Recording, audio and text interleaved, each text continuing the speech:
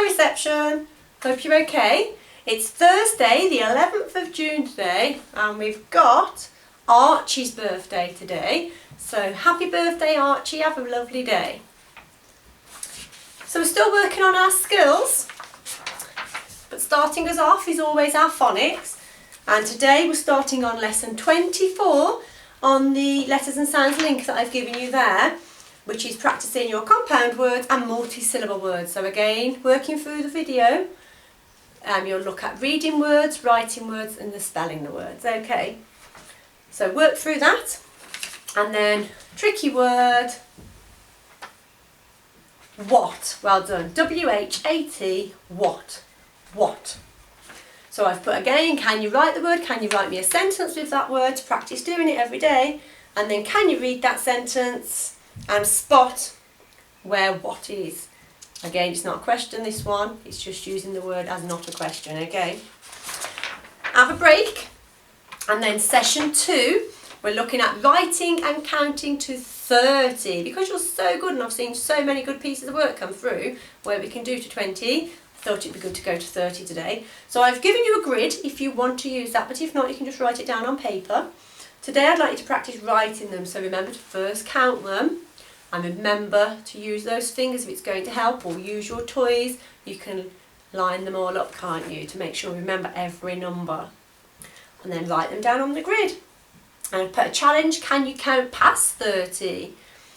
Well, do you know what happens after 30? So if I was to get my paper here, remembering that pattern that we always talk about. So if we've got 1, 2, 3, 4, 5, 6, 7, 8, 9, 10, then we say 10 add 1 more is 11, 10 add 2 more is 12, and it follows the pattern, doesn't it? 13, 14, 15, 16, 17, 18, 19, 20, and then because we've got 20 it starts with a 2 but then it's got the 1, so 21, 22, 23, 24, 25, 26, 27, 28, 29, 30. Well, 10's got 1 and 0, so 20's got 2 and 0, so 30's got a 3 and a 0. 30, 3 tens.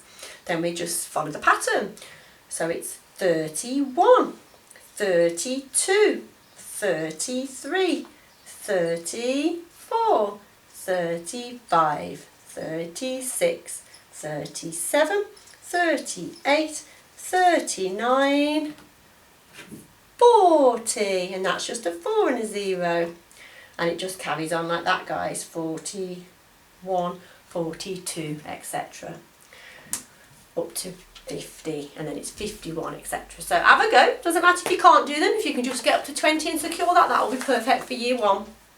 Okay, and a challenge there is, can you count, if you can do past 30, it's easy, it's not challenging you, can you count in 2s to 20 or 30 or beyond? So 2, 4, 6, 8, 10, 12, 40, etc. You practice that. Use your toys again. It's always good to have toys or stones or pebbles, anything that will help you visualise it and see what that actually looks like, rather than just remembering numbers. Actually understand what it means.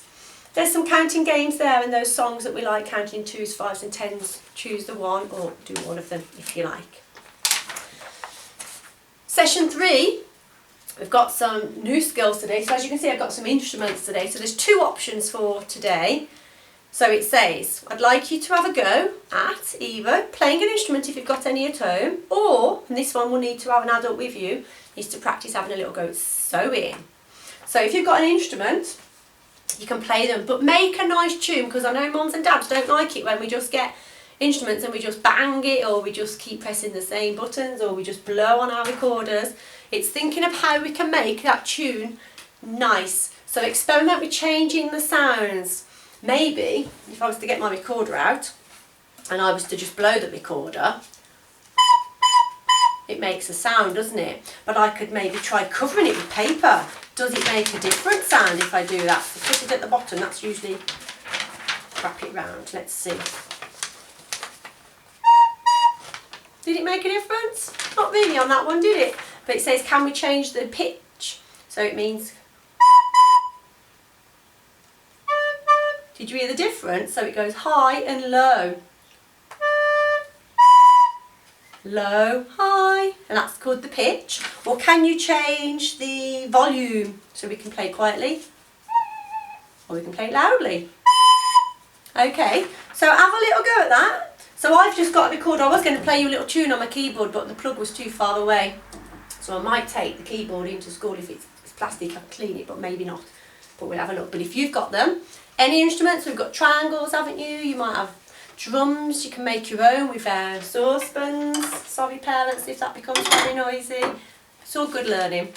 So changing the sounds of the instruments is one. Or if you don't have any instruments and you don't want to make a noise, then if you've got someone who could sit down with you at home and show you how to do some sewing. So I've got a needle here. So I've got a plastic needle, and sewing's really good because when we're older we can sew buttons onto things, we can sew our clothes if they got holes in rather than throwing them away.